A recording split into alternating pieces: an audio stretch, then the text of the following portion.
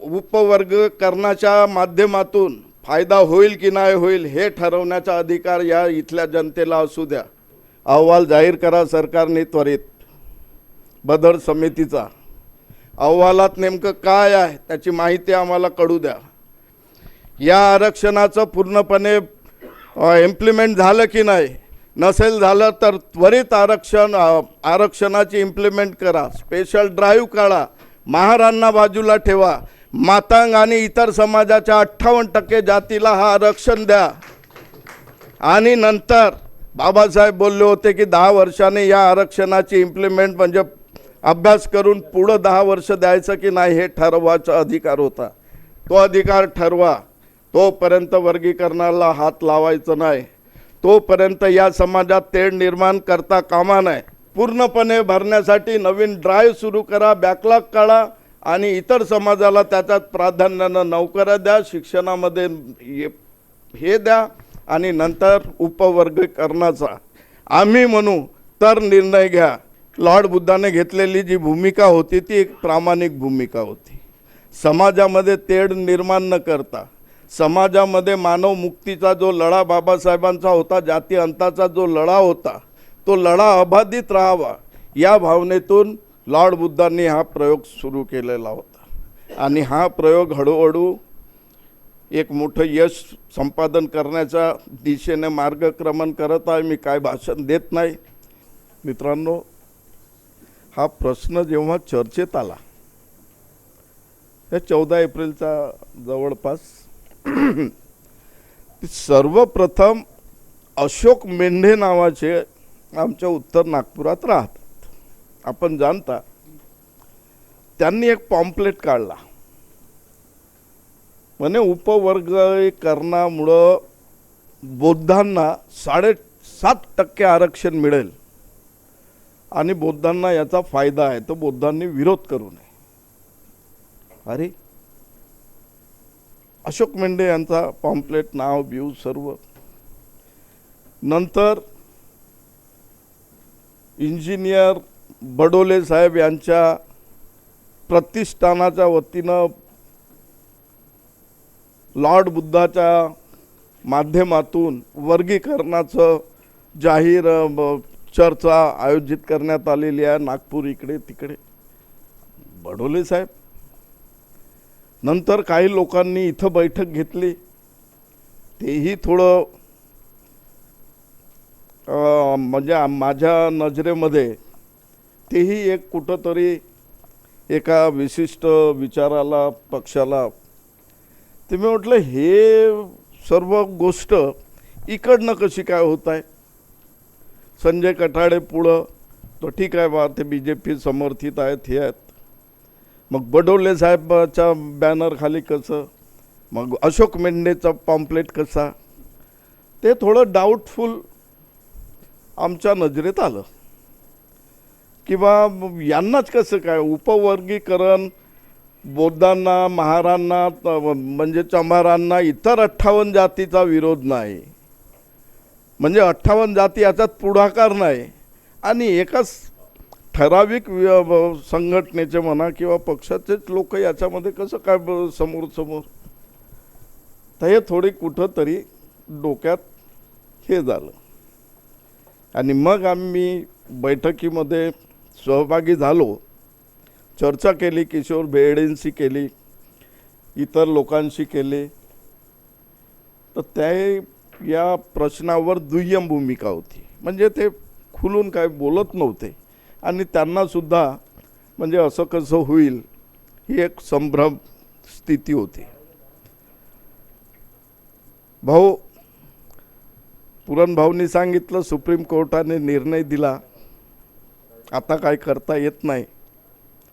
आमच्या आठवले साहेबांनी बोले मला वर्गीकरण पत्रकारांनी विचारलं काय तुमचं काय समर्थन आहे का वर्गीकरणाला, तर आठवले साहेब बोलले हो। त्याची मागची मला असं वाटलं की आठवले साहेब या देशाचे मंत्री आहेत आणि सुप्रीम कोर्टाचा आदेश आहे, ते एक मंत्री सुप्रीम कोर्टाच्या आदेशाच्या निर्णयाच्या विरोधात जाऊच शकत नाही। तर कदाचित होऊ शकते आठवले साहेबांनी या गोष्टीला समर्थन दिलं असेल. काही लोकांशी आणि माझी प्रामाणिक अशी इच्छा झाली की सुप्रीम कोर्टाने जजमेंट दिला की जस्टिस दिला, या संभ्रमात आम्ही पडलो. कारण याच निर्णयाच्या विरोधात 5 जजच्या कोर्टाने हे प्रकरण फेटाळून लावलं आणि हाच प्रकरण त्या सुप्रीम कोर्टमध्ये 7 जजापैकी 6 जज संमतीनं हा उपवर्गीकरणाच्या आरक्षणाला संमती देतो. तर मग हा जजमेंट आहे की जस्टिस आहे, या भरोश्यावर म्हणजे या विचारात आम्ही पडलो. आणि मग आठवत गेलो तर माझ्या अशा लक्षात आलं, त्रिभुवन नावाचे 1975 औरंगाबादचे एक कोणीतरी डॉक्टर होते आणि ते डॉक्टर होते.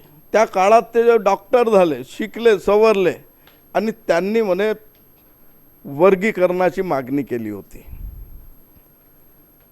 म्हणजे 75 तेव्हा त्यांनी मागणी केली.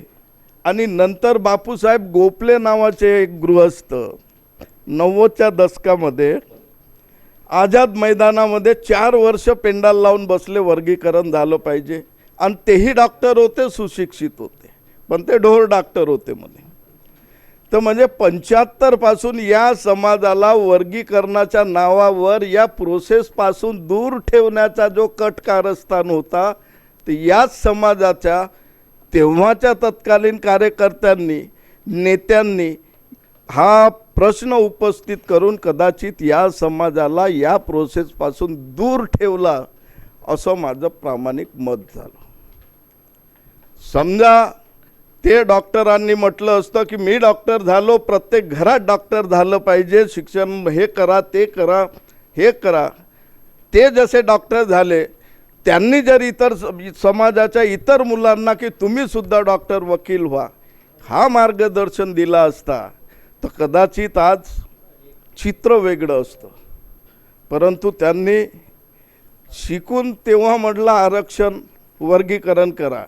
आणि काही लोक सांगितलं की या प्रश्नावर नागपूरच्या अधिवेशनामध्ये त्या हाऊसमध्ये उड्या मारला म्हणे, म्हणजे वर्गीकरण. त्या काळामध्ये नागोराव पाटणकर आपल्या गाण्यातून म्हणत होते, आहो से पत्थर पिघलेगा इस धोखे में मत रहना, आहो से पत्थर पिघलेगा इस धोखे में मत रहना, कहीं इंसाफ मिलेगा इस धोखे में मत रहना, इस भारत के चप्पे चप्पे पर तुम्हारा भी हिस्सा है, कोई बुला बुला के देगा इस धोखे में मत रहना. तेव्हा नागोराव पाटणकर म्हणत होते. आणि तेव्हा या समाजाच्या लोकांनी आपलं हक्क मिळवण्याचा जेव्हा प्रयत्न केला आणि हक्क मिळवण्यासाठी जेव्हा आपली कंबर कसली, बाबासाहेबांचे विचार घेतले, त्यांची लेखणी घेतली, त्यांनी दाखवलेला संसदेकडे चला हा जो बोट आहे, त्याची प्रेरणा घेऊन हा समाज जेव्हा पुढं निघाला, तेव्हा त्रिभुवनसारखा माणूस म्हणतो की आम्हाला वर्गीकरण पाहिजे आणि या समाजाला विरुद्ध दिशेने नेतो. हे कधी कुठंतरी आमच्या डोक्यात बसलं. त्या काळामध्ये रिपब्लिकनच्या कार्यकर्त्यांनी ज्या नागपूरमध्ये वसाहती बसवल्या, त्या वसाहतीमध्ये त्यांनी हे केलं नाही की हे मातंग, हे सिपर, त्यांनी रिपब्लिकन वसाहती बसवल्या, भीमनगर बसवलं, बौद्ध नगर बसवलं आणि सर्वांना गुण्या गोविंदानं या वसाहतीमध्ये एकजुटीनं राहण्याचा त्यांनी प्रामाणिक प्रयत्न केला. दलित पॅंथरसारख्या चळवळीनं, रिपब्लिकन पक्षाच्या कार्यकर्त्यांनी शिक्षणामध्ये, नोकऱ्यांमध्ये बॅकलॉग भरा, शिक्षण 5 रुपयामध्ये द्या, म्हणजे शिक्षणाचं फीस 5 रुपये करा, नोकऱ्याचं बॅकलॉग भरा, सर्व आरक्षण द्या. ह्या सर्व गोष्टीसाठी जीवाचं रान केलं आणि पिढी गारद केली. तेव्हा कुठं हे झालं, तेव्हा कुठं यश मिळालं. आणि खऱ्या अर्थानं दलित समाजाला मिळालेला हा यश बाबासाहेबांच्या विचाराला पायीक असलेल्या या लोकांनी एम्प्रेस मिल आणि मॉडेल मिलच्या भरोश्यावर दलित समाजाची आज जी काय प्रगती आहे ना, त्या प्रगतीमध्ये एम्प्रेस मिल आणि मॉडेल मिलचं खूप मोठं योगदान आहे. बाबासाहेबांचे विचार, एम्प्रेस मिल मॉडेल मिलमध्ये कामगार असलेले आमचे अनपढ आईवडील आणि त्यांनी शिक्षणासाठी दिलेला मंत्र, शिक्षणासाठी 12 वाजता येणारा वडील आपल्या नोकरीवरून एम्प्रेस मिलमधून तो मुलं अभ्यास करतात की नाही हे बघत होता. सकाळी एम्प्रेस मिलमध्ये मॉडेल मिलमध्ये कामावर जाणारा आमचा वडील कामावर जाण्या अगोदर मुलांना उठवून अभ्यासासाठी तो परावृत्त करत होता. आणि आमचे लोक वर्गीकरणासाठी कसं वर्गीकरण होईल या भानगडीमध्ये पडलेले होते.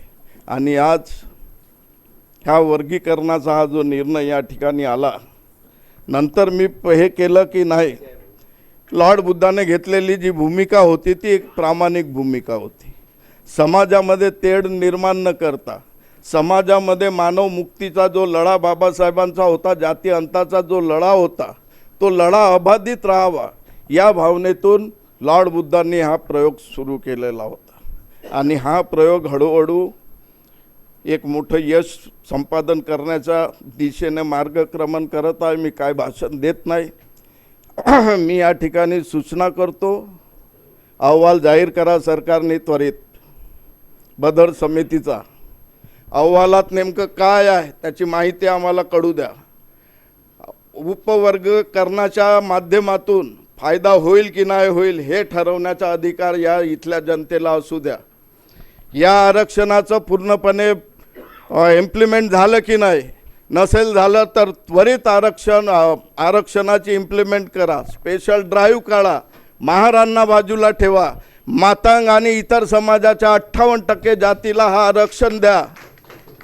आणि नंतर बाबासाहेब बोलले होते की 10 वर्षांनी या आरक्षणाची इम्प्लिमेंट म्हणजे अभ्यास करून पुढं 10 वर्ष द्यायचं की नाही हे ठरवायचा अधिकार होता. तो अधिकार ठरवा. तोपर्यंत वर्गीकरणाला हात लावायचं नाही, तोपर्यंत या समाजात तेढ निर्माण करता कामा नये.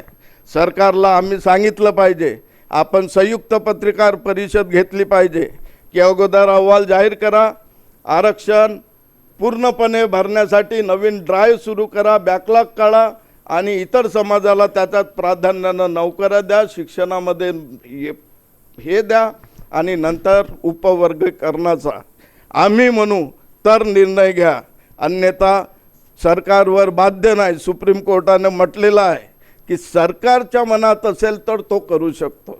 तर आमचं असं मत आहे, आम्ही एक संयुक्त पत्रकार परिषद घेऊन सरकार उपवर्गीकरण करू नये, अहवाल जाहीर करावं, त्यातल्या ज्या काही त्रुट्या असतील त्या आम्हाला सांगावं आणि एक नवीन विचार करायचं की नाही करायचं हा जनता ठरवेल. त्यानुसार सरकारने काम करावं. हा विचार आपण सरकारला देऊया. या ठिकाणी थांबतो. जय भीम.